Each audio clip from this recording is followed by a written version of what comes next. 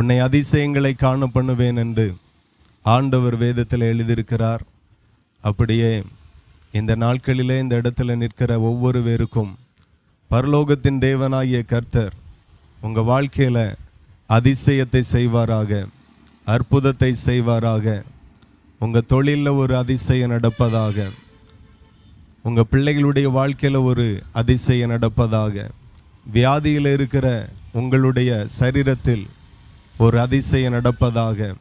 இப்போதும் இந்த இடத்தில் ஒரு 15 நிமிடங்கள் கர்த்தருடைய ஜெபம், வேத தியானம், பிரசங்கம் இந்த இடத்துல நடக்க இருக்கிறது. நீங்கள் விரும்பினால் இதில் இணைந்து கொள்ளுங்கள். நிச்சயமாய் இந்த ஜெபத்தின் மூலமாய் இந்த வேத தியானத்தை நீங்கள் கேட்கறதுனால உங்கள் வாழ்க்கையில் ஒரு ஆசீர்வாதம் நிச்சயம் உண்டாகும். பரலோகத்தின் ஆண்டவர் உங்களை ஆசீர்வதிப்பாராக.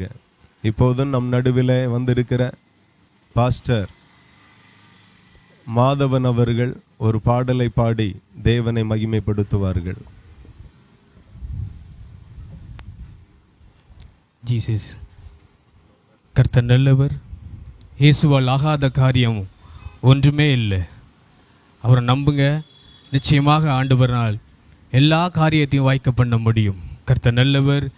உம்மலாகாத காரியம் ஒன்றுமில்லை, உம்மலாகாத காரியம் ஒன்றுமில்லை, உம்மலாகாத காரியம் ஒன்றுமில்லை.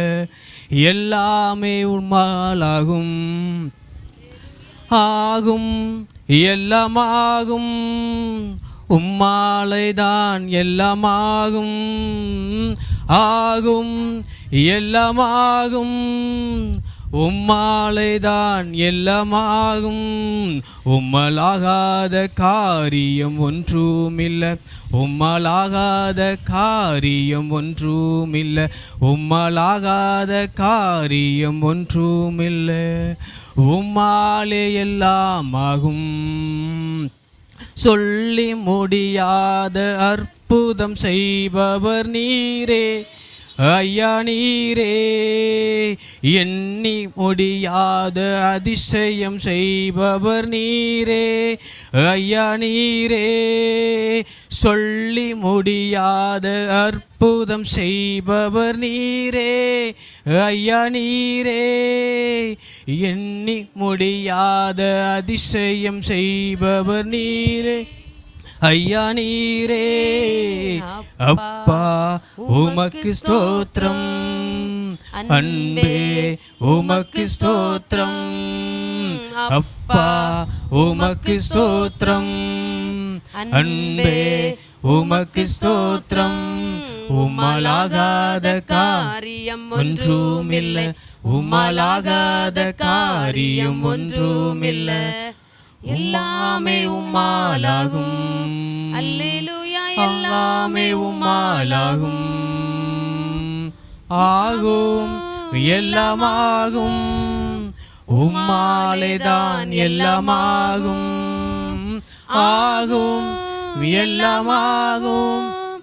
உம்மாலேதான் எல்லாமாகும். எனக்கு குறித்ததை நிறைவேற்றி முடிப்பவர் நீரே ஐயா நீரே.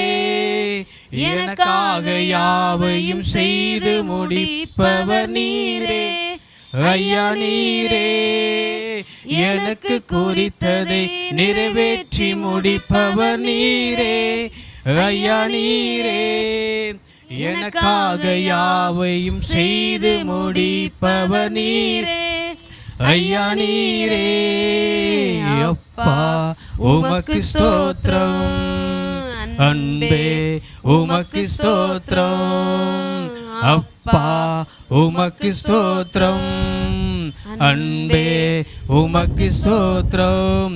உம்மலாகாத காரியம் ஒன்றுமில்லை, உம்மலாகாத காரியம் ஒன்றுமில்லை, உம்மலாகாத காரியம் ஒன்றுமில்லை. எல்லாமே உம்மாலாகும், எல்லாமே உம்மாலாகும். ஆம், இயேசுவால் கூடாத காரியம் ஒன்றுமே இல்லை.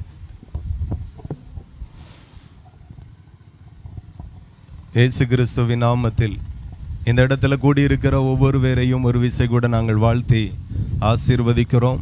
ஆண்டவர் தாமே உங்களை நேசிக்கிறார், அவர் உங்களை ஆசீர்வதிப்பாராக. வேதத்தில் ஆண்டவர் ஒரு வசனத்தை எழுதியிருக்கிறார். ஓசியா 8ஆம் அதிகாரம் 12வது வசனத்தில், வேதத்தின் மகத்துவங்களை அவர்களுக்கு எழுதி கொடுத்தேன், அவைகளை அந்நிய காரியமாக எண்ணினார்கள் என்று ஆண்டவர் தன்னுடைய மனவேதனையை வேதத்தில் எழுதியிருக்கிறதை நாம் பார்க்க முடியும். வேதம், கர்த்தருடைய பரிசுத்த வேதம் எப்படிப்பட்டதென்றால், அது ஒரு குறிப்பிட்ட மதத்திற்கானதல்ல, அது குறிப்பிட்ட தேசத்திற்கானதல்ல. இந்த உலகத்தில் மனிதர்களாய் இருக்கிற எல்லாருக்காகவும் ஆண்டவர் வேதத்தை எழுதியிருக்கிறார். நீங்கள் கவனித்தீர்களானால் இந்தியா தேசத்தில் கிட்டத்தட்ட வேதத்தை எத்தனையோ விதத்தில் அவமரியாதை செய்கிறதை நம்ம பார்க்கிறோம். கிழிக்கிறதையும் எரிக்கிறதையும் காலில் போட்டு மிதிக்கிறதையும். ஆனால் புரியாமல் ஒவ்வொரு பேரும் அப்படி செய்கிறார்கள். ஆனால் வேதம் ஒரு கிறிஸ்தவர்களுக்கு மாத்திரம் ஆண்டவர் எழுதின ஒரு வேதம் இல்லை. இந்த பூமியில் இருக்கிற எல்லா ஜனங்களுக்காக ஆண்டவர் வேதத்தை எழுதியிருக்கிறார். இன்றைக்கு உலகத்திலேயே அதிகமாய் விற்பனையாகுகிற ஒரு புஸ்தகம் உண்டானால் அது கர்த்தருடைய வேத புஸ்தகம் மட்டுமே. அதிகமான ஜனங்கள் வாசிக்கிற ஒரு புஸ்தகம் உண்டானால் அந்த புஸ்தகத்தை வாசிக்கிறவர்களுக்கு ஆறுதலும் ஆசீர்வாதமும் சமாதானத்தையும் அருளுகிறது. அப்படி அதிகமான பேர் வாசிக்கிற ஒரு புஸ்தகம் உண்டானால் அது கர்த்தருடைய வேத புஸ்தகமாய் இருக்கிறது. அதே போல் இந்த பூமியில் அதிகமான மொழிகளிலே மொழிபெயர்ப்பு செய்யப்பட்ட ஒரு புஸ்தகம் உண்டானால் அது கர்த்தருடைய வேத புஸ்தகமாய் இருக்கிறது. இப்படி வேத புஸ்தகத்தினுடைய சிறப்பை நாங்கள் சொல்லிட்டே போகலாம், அவ்வளோ இருக்கிறது. அதில் வேதத்தில் சொல்லப்பட்டு இருக்கிற ஒரு சின்ன வார்த்தையானாலும் பெரிய வார்த்தையானாலும் அப்படியே நிறைவேறி கொண்டிருக்கிறதை நம்ம பார்க்க முடிகிறது. ஆண்டவர் வேதத்தில் ஏசாயா தீர்க்கதரிசி 40:22 அவர் எழுதியிருக்கிறார், அவர் பூமியின் உருண்டையின் மேல் வீற்றிருக்கிறார் என்று ஆண்டவருடைய வார்த்தை எழுதப்பட்டிருக்கிறது. இந்த பூமி தட்டையானது, சதுரமானது, நீளமானது, இப்படிப்பட்ட கற்பனையோடு அநேக பேர் சொல்லி கொண்டிருந்தார்கள். ஆனால் வேதத்தில் பல ஆயிரம் ஆண்டுகளுக்கு முன்பதாக தேவன் தன்னுடைய தாசர்களுக்கு, தீர்க்கதரிசிகளுக்கு எழுதி கொடுத்தார். இந்த பூமி தட்டையானதல்ல, இந்த பூமி நீளமானதல்ல, இந்த பூமி உருண்டை என்று சொல்லி ஆண்டவர் வெளிப்படுத்தினார். அதுக்கு பிறகு ஆராய்ச்சி மூலமாய் கண்டுபிடிக்கப்பட்டது, வேதத்தில் சொல்லப்பட்டபடியே இந்த பூமி உருண்டையாய் இருக்கிறது என்று சொல்லி. நான் ஏன் இதை சொல்லுகிறேன் என்றால், வேதத்தில் சொல்லப்பட்டபடி, வேதத்தில் சொல்லப்பட்டிருக்கிற அநேக வசனங்களை மனிதர்கள் ஆராய்ச்சி செய்து நிரூபித்திருக்கிறார்கள். அதில் சொல்லப்பட்ட ஒவ்வொரு வார்த்தையும் மெய் என்று சொல்லி, உண்மை என்று சொல்லி. எரேமியா தீர்க்கதரிசி 47:5 வாசித்தால் காசா மொட்டையடிக்கப்படும் என்று சொல்லி எழுதப்பட்டிருக்கிறது. நம்முடைய நாட்களிலே பார்க்கிறோம், காசா அழிந்து கொண்டு இருக்கிறது, மொட்டையடிக்கப்பட்டு கொண்டு இருக்கிறது. அமெரிக்க அதிபர் சொல்லுகிறாங்க, காலி பண்ணிட்டு போங்க, அதை ஃப்ளாட் போகிறோம், பில்டிங் கட்ட போகிறோம் அப்படின்னு சொல்லி எதெல்லாமோ பேசி கொண்டு இருக்கிறாங்க. வேதத்தில் சொல்லப்பட்டதெல்லாம் அது நிறைவேறி கொண்டு இருக்கிறதை நாம் பார்க்கிறோம். ஆகையினால வேதம் என்கிறது ஒரு மனுஷனால் எழுதப்பட்டதல்ல, ஒரு மனுஷனால் உருவாக்கப்பட்ட மதமும் அல்ல. வானத்தையும் பூமியும் படைத்த அண்ட சராசரங்களை உண்டாக்கின ஆண்டவர் வேதத்தை எழுதியிருக்கிறார். ஆகவே அதிலிருந்து சில வசனங்களை நான் உங்களுக்கு சொல்ல விரும்புகிறேன். ஆண்டவர் எங்களுக்கு கட்டளையிட்டு இருக்கிறார், உலகம் எங்கிலும் போய் சகல சிருஷ்டிக்கும் இந்த வார்த்தைகளை பிரசங்கியுங்கள் என்று சொல்லி ஆண்டவர் கட்டளையிட்டபடியினால் நாங்கள் இவ்வண்ணமாக தெருக்களில் நின்று, வீதிகளில் நின்று, சபைகளில் நின்று கர்த்தருடைய வார்த்தை சொல்ல வந்திருக்கிறோம். இந்த பணியானது ஒரு மனுஷனால் உருவாக்கப்பட்ட ஒரு மதமோ ஒரு பணியோ அல்ல, நாங்கள் விரும்பி செய்கிறதில்லை. இந்த பணியை பரலோகத்தின் ஆண்டவர், வானத்தையும் பூமியும் படைத்த ஆண்டவர் எங்களுக்கு தந்திருக்கிறார். ஆகையினால அவருடைய வார்த்தைக்கு பயந்து, அவருடைய வார்த்தைக்கு கீழ்ப்படிந்து உங்கள் நடுவிலே வந்திருக்கிறோம். ஆகவே எத்தனையோ வார்த்தைகளுக்கு நீங்கள் செவி கொடுக்குறீங்க. உங்கள் நடுவில் நம் 10-15 நிமிஷம் பேசக்கூடிய வார்த்தையை நீங்கள் கவனிப்பீர்களானால் நிச்சயம் இந்த வார்த்தையின் மூலம் அநேகர் பேர் ஆசீர்வதிக்கப்பட்டார்கள். நாங்களும் ஆசீர்வதிக்கப்பட்டிருக்கிறோம். உங்களுக்கும் இந்த வார்த்தை நிச்சயமாய் ஆசீர்வாதமாய் இருக்கும். இவனுமாய் வேதத்தில் சொல்லப்பட்ட அநேக வார்த்தைகள், வசனங்கள், தீர்க்க தரிசனங்கள் நிறைவேறி கொண்டிருக்கிறது, நிறைவேற போகிறது. ஆகையினால வேதத்தில் எழுதப்பட்டவைகள் எல்லாம் உண்மை, சத்தியமானது. உண்மைக்கு புறம்பாக ஆண்டவர் அதில் எதையும் எழுதவில்லை. அப்படியே இந்த பூமியில் இயேசு கிறிஸ்து 2000 ஆண்டுகளுக்கு முன்பதாக இயேசு கிறிஸ்து இந்த பூமியில் பிறந்தார். நீங்கள் கவனித்தீர்கள் ஆனால் இயேசு கிறிஸ்து எதற்காக இந்த பூமியில் வந்தார் அப்படின்னா, இயேசு கிறிஸ்து ஜனங்களுக்கு பிரசங்கிக்கும்படி வந்தார். இயேசு கிறிஸ்து 2வது எதற்காக வந்தார் அப்படின்னா, ஜனங்களை சுகமாக்கும்படி, அற்புதம் செய்யும்படி, வியாதிகளில் இருந்து ஜனங்களை விடுவிக்கும்படி இயேசு கிறிஸ்து இந்த பூமிக்கு வந்தார். 3வது எதற்காக வந்தார் அப்படின்னா, இயேசு கிறிஸ்து ஒவ்வொரு மனுஷனும் செய்த பாவங்களுக்காக சிலுவையை சுமந்து சிலுவையில் அடிக்கப்பட்டு இரத்தத்தை சிந்தி தன்னுடைய ஜீவனை பலியாக மனுஷனுடைய பாவத்திற்காக தன்னையே பலியாக்கும்படி இயேசு கிறிஸ்து இந்த பூமியில் வந்தார். அப்படியே இயேசு கிறிஸ்து இந்த பூமியில் வந்து அவர் முதல் பேசின வார்த்தை என்ன என்றால், மனந்திரும்புங்கள், பரலோக ராஜ்யம் சமீபமாயிருக்கிறது என்று சொல்லி. பரலோகம் நரகம் 2 மனுஷனுக்காக வைக்கப்பட்டு இருக்கிறது என்று எல்லா மதமும் சொல்லுகிறது. ஆகவே பரலோகத்துக்கு போகணும் அப்படின்னா மனம் திரும்ப வேண்டியது அவசியமாய் இருக்கிறது. ஆகவே இயேசு கிறிஸ்து இந்த பூமியில் வந்து முதல் பேசின வார்த்தையே என்ன அப்படின்னா, மனம் திரும்புங்கள், பரலோக ராஜ்யம் சமீபமாய் இருக்கிறது. எதில் இருந்தெல்லாம் மனம் திரும்பணும் என்று சொன்னால், பாவத்தில் இருந்தெல்லாம் மனம் திரும்பணும்.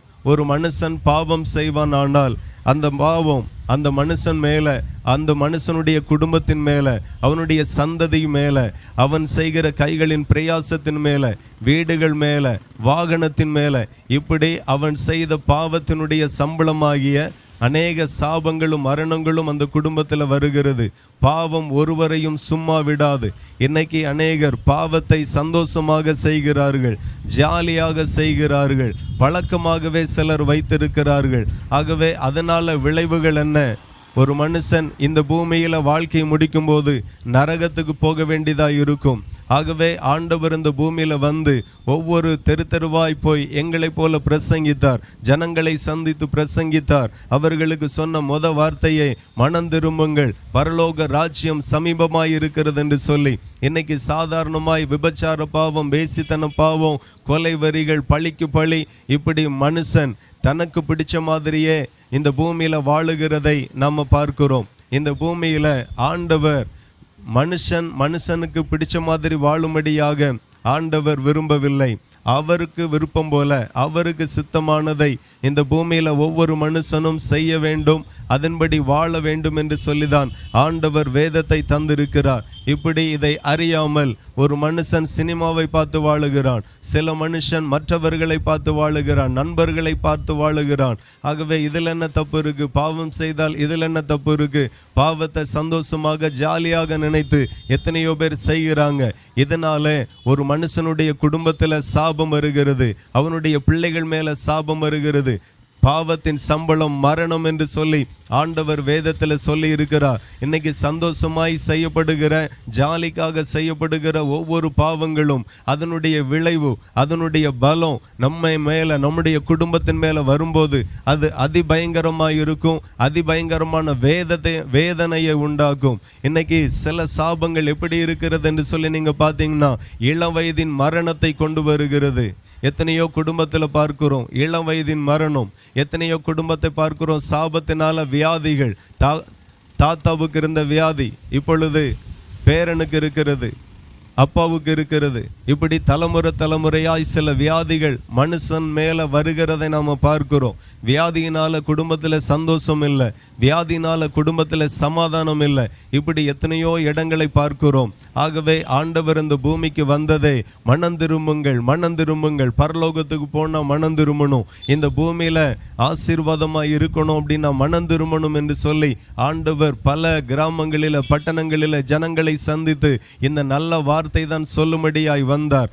ஆகவே ஆண்டவர் இவ்வளவு வார்த்தை மாத்திரமல்ல, வேதத்தில் இன்னும் நிறைய வசனங்களை ஆண்டவர் மனுஷனுக்கு பிரியமாக எழுதி வைத்திருக்கிறார். ஆகவே இந்த இடத்துல நிற்கிற யாராய் இருந்தாலும், ஒருவேளை பாவ பழக்க வழக்கத்தில் இருப்பீர்களானால் நீங்கள் மனம் திரும்புங்க. உங்கள் வாழ்க்கையில் இது ஒரு பெரிய சாபத்தை கொண்டு வரும். வேசித்தன பாவம் சாதாரண பாவம் அல்ல, கொலை செய்கிற பாவம் சாதாரண பாவம் அல்ல. ஆண்டவர் வேதத்தில் சொல்லியிருக்கிறார், கத்தி எடுத்தவன் கத்தியினால சாவான் என்று சொல்லி. ஆகவே பாவம் செய்கிற ஆத்துமா சாகும் என்று ஆண்டவர் வேதத்தில் எழுதியிருக்கிறார். ஆகவே ஆண்டவர் இயேசு கிறிஸ்து இந்த பூமிக்கு வந்ததே பாவம் செய்கிற ஜனங்களை சந்தித்து, நீ பாவம் செய்யாதே, பாவத்திலிருந்து மனம் திரும்பு என்று சொல்லி ஆண்டவர் இந்த பூமிக்கு வந்தார். அதே போல இரண்டாவது எதற்காக வந்தார் என்றால், இயேசு கிறிஸ்து இந்த பூமியில வந்ததற்கு அநேக ஜனங்கள் வியாதியில கஷ்டப்படுகிறார்கள், அநேக ஜனங்கள் பிசாசின் கட்டுகளில் அலகழிக்கப்படுகிறார்கள். எத்தனையோ குடும்பத்தில் சேவனை கட்டுகள் இருக்கிறது. ஒரு மனுஷன் ஒரு மனுஷனுக்கு விரோதமாய் சில வாதைகளை அனுப்புகிறான். அந்த வாதைகள் குடும்பத்தை கெடுக்கிறது, குடும்பத்தில் வியாதியை கொண்டு வருகிறது, தொழிலை கட்டி வைக்கிறது. இப்படிப்பட்ட கட்டுகளில் இருக்கிற ஜனங்களை ஆண்டவர் சுகமாக்கும்படி இயேசு கிறிஸ்து இந்த பூமியில வந்தார்.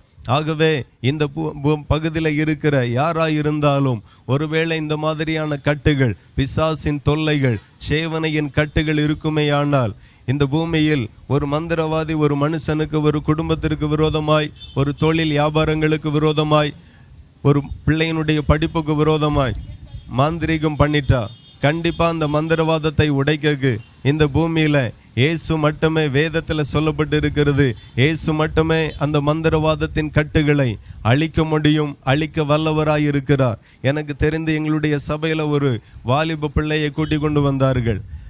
அந்த மகள் 10ஆம் வகுப்புல கிளாஸிலே ஃபர்ஸ்டாக மார்க் எடுத்ததுனால பக்கத்து வீட்டுக்காரங்க பொறாமப்பட்டு, என் பிள்ளையோட நல்லா படிக்குது, என் பிள்ளையோட நிறைய மார்க் எடுத்துட்டு, ஆகையினால அந்த பிள்ளையை ஒரு வழி பண்ணணும் என்று சொல்லி மந்திரவாதம் பண்ணி அந்த பிள்ளைய கால் கை செயலிழக்க வைத்தார்கள்.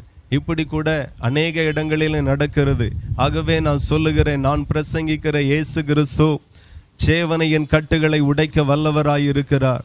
எந்த மாதிரியான சேவனைகள் உங்க குடும்பத்தில் இருந்தாலும், உங்களுக்கு விரோதமாய், உங்க பிள்ளைகளுக்கு விரோதமாய் இருந்தாலும், இயேசுவை நோக்கி கூப்பிடுங்க. ஆமென். என்னை நோக்கி கூப்பிடு, நான் உன்னை விடுவிப்பேன் என்று ஆண்டவர் வேதத்தில் எழுதியிருக்கிறார். நீங்க ஆண்டவரை நோக்கி கூப்பிட்டு பாருங்க. எந்த மாதிரியான சேவனை, எவனாலையும் உடைக்க முடியாத கட்டுகளாய் இருந்தாலும் என் தேவன் இயேசு கிறிஸ்து, ஆமென், அந்த சேவனை கட்டுகளை உடைக்க அவர் வல்லவராய் இருக்கிறார். ஆகவே உங்க வியாதிகளை சுகமாக்க இயேசு வல்லவராய் இருக்கிறார். உங்க சேவனை கட்டுகளை உடைக்க இயேசு வல்லவராய் இருக்கிறார். சாபங்களை ஆண்டவர் மாற்ற வல்லவராய் இருக்கிறார். இப்ப இந்த பூமியில மனிதர்கள் தன் மனம் போன போக்கில் சினிமாவை பார்த்து வாழுகிறார்கள், மற்றவர்களை பார்த்து வாழுகிறார்கள், பலவிதமான பாவ சந்தோஷத்தை அனுபவிக்கிறார்கள். இயேசு கிறிஸ்து இந்த 3வது எதற்காக இந்த பூமியில் வந்தார் அப்படின்னா, அநேக காரியத்தை என்னால் சொல்ல முடியும், ஆனால் சுருக்கமாய் 3 விஷயத்தை மாத்திரம் சொல்லுகிறேன். 3வது, இயேசு கிறிஸ்து இந்த பூமிக்கு வந்த காரணம் எதற்காக அப்படின்னா, பாவம் செய்த ஒவ்வொரு மனுஷனுக்காக தன்னையே பலியாகும்படி, அவர்களை சாபத்திலிருந்து விடுவிக்கும்படி, சாபம் அவர்களுடைய குடும்பத்தில் வராதபடி தன்னையே சாபத்திற்காக பலியாகும்படி இயேசு கிறிஸ்து இந்த பூமியில வந்தார். வேதத்தில் சொல்லப்பட்டு இருக்கிறது, உலகத்தின் பாவத்தை சுமந்து தீர்க்கிற தேவனுடைய ஆட்டுக்குட்டி என்று சொல்லி வேதத்தில் எழுதப்பட்டு இருக்கிறது. ஆகவே நீங்க கவனிங்க, நான் எனக்கு பிடிச்ச மாதிரி சினிமாவை பார்த்து, மற்றவர்களை பார்த்து, நண்பர்கள் தூண்டுகுதல் பேரில் நான் அநேக பாவத்தை செய்துட்டேன். இப்போ இதில் இருந்து என்னை யார் விடுவிப்பா? இந்த சாபம் என் குடும்பத்தின் மேலே இருக்கிறது. நீங்கள் சொல்லுகிற சாபத்தினால் வந்த வியாதி என் குடும்பத்தில் இருக்கிறது, சாபத்தினால் வந்த இளம் வயதின் மரணம் என் குடும்பத்தில் இருக்கிறது, சாபத்தினால் குழந்தை பாக்கியம் இல்லாத இந்த சூழ்நிலை என் குடும்பத்தில் இருக்கிறது, இன்னும் பல விதத்தில் நான் நெருக்கப்படுகிறேன் என்று சொன்னால், இயேசு கிறிஸ்து இந்த பூமியில் வந்த நோக்கமே சாபத்தில் இருக்கிற ஜனங்களுக்காக தன்னையே பலியாக்கும்படி 2000 ஆண்டுகளுக்கு முன்பதாக இயேசு கிறிஸ்து இந்த பூமியில் வந்தார். அவர் வந்து தன்னையே சிலுவைக்கு ஒப்பு கொடுத்து, சிலுவையில் அறையப்பட்டு இரத்தத்தை சிந்தி ஜீவனை கொடுத்தார். அந்த இயேசு கிறிஸ்துவை நீங்க விசுவாசிப்பீர்களானால், என் பாவத்திற்காக இயேசு வந்தார் என்று சொல்லி நீங்க நம்பி, இயேசுவே என் பாவத்தை மன்னியும், இயேசுவே என் பாவத்தை மன்னியும், இயேசுவே பாவத்தினால வந்த சாபத்தை எடுத்து போடுங்க என்று சொல்லி நீங்க வீடுகளில் இருந்து, கடைகளில் இருந்து, ஆபீஸ்ல இருந்து, இருக்கிற இடத்துல இருந்து நீங்க கேட்பீர்களானால், இன்றைக்கு உங்க குடும்பத்தில் வந்திருக்கிற சாபமாகிய வியாதிகள், சாபமாகிய மரணங்கள், சாபமாகிய தரித்திரங்கள், சாபமாகிய கடன்கள், இதில் இருந்தெல்லாம் பரலோகத்தின் ஆண்டவர் நிச்சயமாய் உங்களை விடுவிக்க அவர் வல்லவராய் இருக்கிறார். ஆகவே எவ்வளவு பெரிய சேவனை கட்டுகளாய் இருந்தாலும் கர்த்தர் உடைக்க வல்லவராய் இருக்கிறார். எவ்வளவு பெரிய சாபக்கட்டுகளாய் இருந்தாலும் கர்த்தர் உடைக்க வல்லவராய் இருக்கிறார். ஆகவே வேதத்தில் சொல்லப்பட்டிருக்கிறது, அவரை நோக்கி பார்த்த முகங்கள் பிரகாசம் அடைந்தது என்று சொல்லி. உங்க வாழ்க்கை பிரகாசம் அடைய வேண்டுமா? ஆமீன். பாவம் என்கிற அந்தகாரத்தின் இருள்ல இருக்கிறவர்கள் உங்க வாழ்க்கையில வெளிச்சமாக தான் இயேசு கிறிஸ்து இந்த பூமியில வந்திருக்கிறார். ஆகவே இந்த இடத்தில் நிற்கிற ஒவ்வொரு பேரையும் பார்த்து சொல்லுகிறேன், எத்தனையோ பேரிடத்துல நீங்க விடுதலைக்காக, சுகத்திற்காக, அற்புதத்திற்காக போயிருப்பீங்க, விண்ணப்பம் பண்ணிருப்பீங்க. ஒருவேளை அந்த விடுதலை கிடைக்காமல் இருந்திருக்கலாம். இன்றைக்கு இயேசு கிறிஸ்துவை நோக்கி கூப்பிடுங்க. இயேசு அந்த பாவத்தில் இருந்தெல்லாம், அந்த சாபத்தில் இருந்தெல்லாம், அந்த சாப கட்டுகள் இருந்தெல்லாம் நிச்சயமாய் கர்த்தர் உங்களை விடுவித்து உங்கள் குடும்பத்தை மறுபடியும் வாழ வைப்பார். உங்க பிள்ளைகளை மறுபடியும் வாழ வைப்பார். இளம் வயதின் மரணம் உங்க குடும்பத்திலிருந்து நீங்கி போகும். நிச்சயமாய் அற்புதம் நடக்கும். ஆகவே இதற்காக தான் இயேசு கிறிஸ்து இந்த பூமியில வந்தார். இப்ப வேதம் சொல்லுகிறது, ஆண்டவர் இந்த பூமியில இருக்கும்போது ஒரு காரியத்தை சொன்னார், நான் மறுபடியும் இந்த பூமிக்கு வருவேன் என்று சொல்லி. அப்போ சீசர்கள் கேட்டாங்க, உம்முடைய வருகைக்கும் இந்த உலகத்தினுடைய முடிவுக்கும் அடையாளம் என்ன என்று சொல்லி. இயேசு கிறிஸ்து 2000 ஆண்டுகளுக்கு முன்பதாக மனுஷனாய் வந்தது மாத்திரமல்ல, அவர் மறுபடியும் இந்த பூமிக்கு வருவார். எல்லா மதத்திலையும் இருக்கிறவர்கள் சொல்லுகிறாங்க, நம்புகிறாங்க, சீக்கிரம் இந்த பூமி அழியும் என்று சொல்லி. ஆகவே இயேசு கிறிஸ்து சீக்கிரமாய் வரப்போகிறார். இந்த பூமியினுடைய நாட்கள் முடிய போகிறது. இயேசு கிறிஸ்து வந்தா என்ன, உலகம் அழிந்தா என்ன, எனக்கு என்ன, நான் உண்டு, என் வீடு உண்டு, என் வாழ்க்கை உண்டு என்று சொல்லி நீங்க நினைக்கலாம்.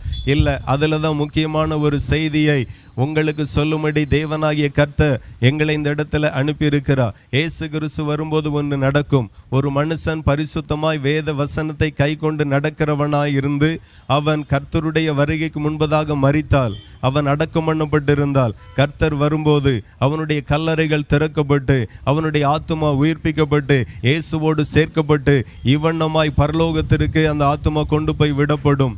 ஆகவே பரலோகத்துக்கு போகக்கூடிய ஒரு வழி உண்டானால் அந்த வழி இயேசு கிறிஸ்துவாய் இருக்கிறார். அதே போல இயேசு கிறிஸ்து வரும்போது அவருடைய வார்த்தையை கை கொண்டு அவருடைய வசனத்திற்கு கீழ்ப்படிந்து நடுங்கி வாழுகிற ஒரு மனுஷன் உயிரோடு இருப்பானால் அவருடைய வருகையில் 2 காரியம் நடக்கும். மரித்தவர்கள் உயிரோடு எழும்புவார்கள். என்னவென்று, ஜீவனோடு இருக்கிற நீதிமான்களை அவர் மறுரூபமாக்கி அவரோடு கூட சேர்த்து கொண்டு இவனமாய் மறுபடியும் பரலோகத்துக்கு எடுத்துக்கொள்ளப்படுவார். ஆகவே இயேசு கிறிஸ்து சீக்கிரமாய் வருகிறார். அப்போ சீசர்கள் கேட்டாங்க, உம்முடைய வருகைக்கும் உலகத்தினுடைய முடிவுக்கும் என்ன அடையாளம் என்று சொல்லி. ஒரு 8 அடையாளம் இருக்கிறது. அதை நான் சுருக்கமாய் சொல்லுகிறேன், கவனிங்க. யுத்தங்களின் செய்திகளையும் கேள்விப்படுவீர்கள் என்று ஆண்டவர் வேதத்தில் எழுதியிருக்கிறார். இப்போ பார்த்தீங்கன்னா அநேக இடங்களில் யுத்தங்கள் நடந்து கொண்டு இருக்கிறது. கிட்டத்தட்ட 5-6 தேசங்களுக்குள்ளாக யுத்தங்கள் போய்கொண்டு இருக்கிறது. இன்னும் சில தேசங்கள் எப்போ மோதிக்கொள்ளுமோ என்று சொல்லி தெரியாத அச்சத்தில் இருக்கிறாங்க. மக்களுடைய நன்மைக்காக பணங்கள் செலவிடுகிறதை பார்க்கிறோம். மக்களுக்கு விரோதமாக இராணுவ தளவாடங்களுக்கு அதிகமாய் செலவிடப்படுகிறது. ஒரு கணக்கு சொல்லுகிறது, ஒவ்வொரு தேசத்திலையும் உலகம் முழுவதிலையும் இருக்கிற இராணுவத்தில் இருக்கிற ஒவ்வொரு குண்டுகள், அணு ஆயுதங்களை வைத்து இதே போல ஒரு பூமியை 400 பூமிகளை அழிக்கக்கூடிய வலிமை மனுஷன் உருவாக்கி வைத்திருக்கிறான். ஆகவே பல இடங்களிலே யுத்தங்கள் நடக்கிறது. இந்த யுத்தம் எதை பறைசாற்றுகிறதென்றா, இயேசு கிறிஸ்து வருகிறார், நீ மனம் திரும்பு, இயேசு கிறிஸ்து வருகிறார், உன் பாவத்திலிருந்து மனம் திரும்பு என்று சொல்லி பறைசாற்றுகிறது. ஜனத்துக்கு விரோதமாய் ஜனம் எழும்பும் என்று சொல்லப்படுகிறது. எல்லா தேசத்திலே உள்நாட்டு கலவரம், இனக்கலவரம், மத கலவரம், ஜாதி கலவரம், கோஷ்டி மோதல், இப்படி பல இடங்களில் நடக்கிறது. இதுவும் இயேசு கிறிஸ்துவினுடைய அடையாளத்துக்கு ஒப்புமையாய் சொல்லப்பட்டிருக்கிறது. ராஜ்யத்துக்கு விரோதமாய் ராஜ்யம் எழும்பும், பஞ்சங்களும் கொள்ளை நோய்களும் வரும் என்று சொல்லப்பட்டிருக்கிறது. பல தேசங்களிலே பஞ்சம், ஆப்பிரிக்கா பகுதிகளிலே பஞ்சம், சோமாலியா பகுதிகளிலே பஞ்சம், ஸ்ரீலங்கா பகுதியிலே பஞ்சம், இந்தியாவிலே வட இந்திய பகுதிகளில் அநேக இடங்களிலே பஞ்சம். இந்த பஞ்சம் எதை காட்டுகிறதென்றா, இயேசு கிறிஸ்து சீக்கிரமாய் வருகிறார், நீ மனம் திரும்பு, பாவத்திலிருந்து மனம் திரும்பு என்று சொல்லி இந்த காரியம் எல்லாம் உங்களை எச்சரிக்கிறது. அதே போல கொள்ளை நோய் வரும் என்று சொல்லப்பட்டிருக்கிறது. கடந்த 4-5 ஆண்டுகளுக்கு முன்பதாக கொரோனா என்கிற கொள்ளை நோய் வந்தது. இயேசு கிறிஸ்து சொன்ன இந்த வார்த்தை முழு உலகத்திற்காக சொல்லப்பட்ட வார்த்தை. ஆகவே இந்த அடையாளங்களும் ஒரு தெருவோடு முடிந்து போகல, ஒரு மாவட்டத்தோடு முடிந்து போகல. உலகம் எங்கிலும் அந்த கொரோனா நோய் வந்தது. நீதிமான்களை ஆண்டவர் பாதுகாத்தார். உண்மை உள்ளவரை அவருடைய ராஜ்யத்தில் எடுத்துக்கொண்டார் அந்த நாட்களில். அதே போல பூமி அதிர்ச்சிகள் பல இடங்களில் வரும் என்று சொல்லப்பட்டு இருக்கிறது. நீங்க கவனித்தால் 2010 இருந்து 2025 வரையிலும் தோராயமாய் 1,52,000 முறைக்கும் அதிகமான பூமி அதிர்ச்சிகள் பல இடங்களிலே, உலகத்தின் பல இடங்களிலே கடந்து வந்திருக்கிறது. இந்த பூமி அதிர்ச்சி இயேசு கிறிஸ்து வருகிறார், நீ மனம் திரும்பு என்று சொல்லி அடையாளமாக வேதத்தில் ஆண்டவர் எழுதி வைத்திருக்கிறார். ஆகவே அநேகருடைய அன்பு தணிந்து போகும் என்று சொல்லப்பட்டிருக்கிறது. கடைசி காலத்தில் அநேகருடைய அன்பு, ஒரு குடும்பத்தில் இருக்கிற அன்பு, பிள்ளைகள் மேலே இருக்கிற, உடன்பிறப்புகள் மேலே இருக்கிற, தாய் தகப்பன் மேலே இருக்கிற அன்பு, அது தணிந்து போகும் என்று சொல்லப்பட்டிருக்கிறது. 100 வருஷத்துக்கு முன்பதாக குடும்பத்தில் இருந்த அன்பு இன்றைக்கு இல்லை. 100 வருஷத்துக்கு முன்பதாக நல்ல கூட்டு குடும்பமாக சித்தப்பா மேல அவ்வளோ அன்பு, பெரியப்பா மேல அவ்வளோ அன்பு, அண்ணி மேல அவ்வளோ அன்பு, தங்கச்சி மேல அவ்வளோ அன்பு. இன்னைக்கு அன்பு செலுத்தக்கே முடியாத, எல்லாரும் பிஸி ஆயிட்டோம். ஒருவரை ஒருவர் அன்பு பாராட்டவே முடியல. இது என்ன காரணம் என்றால் ஆண்டவருடைய வருகையின் அடையாளத்தில் ஒன்றாய் இருக்கிறது. அநேகருடைய அன்பு தணிந்து போகும் என்று சொல்லப்பட்டு இருக்கிறது. அதே போல ராஜ்யத்தின் இந்த சுவிசேஷம் பூலோகம் எங்கிலும் உள்ள சகல ஜாதிகளுக்கும் சாட்சியாக பிரசங்கிக்கப்படும். அப்பொழுது முடிவு வரும் என்று சொல்லப்பட்டு இருக்கிறது. எங்களை போல அநேக சபைகள் பல கிராமங்களில் போய் உலக நாடுகளிலேயும் ஆண்டவருடைய வருகை குறித்து பிரசங்கிக்கிறார்கள். இது எதற்கு அடையாளம் என்றால் இயேசு கிறிஸ்து சீக்கிரமாய் வருகிறார். அந்த செய்தியை ஆண்டவர் சபைக்கு பறைசாற்றுகிறார், உலகத்திற்கு பறைசாற்றுகிறார். ஆகவே இந்த பூமி சீக்கிரத்தில், இந்த பூமிக்கு முடிவு வருகிறது. இந்த பூமியில ஒவ்வொரு மனுஷனையும் தன்னோடு கூட சேர்த்து கொள்ளப்படும்படி இயேசு கிறிஸ்து வருகிறார். அவருடைய வருகையில் போகணும் அப்படின்னா மனம் திரும்பணும், பாவத்திலிருந்து மனம் திரும்பணும், பரிசுத்தமாய் வாழணும். பாவ மன்னிப்புக்காக சபையில் ஞான ஸ்நானம் கொடுக்கப்படுகிறது, ஞான ஸ்நானம் எடுக்கணும். அதே போல பரிசுத்த ஆவியின் அபிஷேகம் சபையில் கிடைக்கிறது. ஒரு மனுஷனுக்குள்ளாய் பிசாசின் ஆவி உள்ள போகும் என்றால் அதே போல சபையில் ஆண்டவர் ஒவ்வொரு மனுஷனுக்கும் தன்னுடைய ஆவியானவரை கொடுக்கிறார். ஆகவே பரிசுத்த ஆவியின் அபிஷேகத்தை பெறணும். அப்படி பெறும்போது இயேசு கிறிஸ்து வரும்போது அந்த ஆவியானவர் மரித்த பிரேதங்களாகிய நம்மை உயிர்ப்பிக்க பண்ணுவார். அதே போல உயிரோடு இருக்கிற நம்மளை ஒரு நொடி பொழுதிலே அவர் மறுரூபமாக்கி அவரோடு கூட சேர்த்து கொள்ள உதவி செய்வார். ஆகவே மனம் திரும்புங்க. இந்த வார்த்தைகளை இவ்வளவு நேரம் பொறுமையோடு கேட்ட உங்களை பரலோகத்தின் ஆண்டவர் நிறைவாய் ஆசீர்வதிப்பாராக.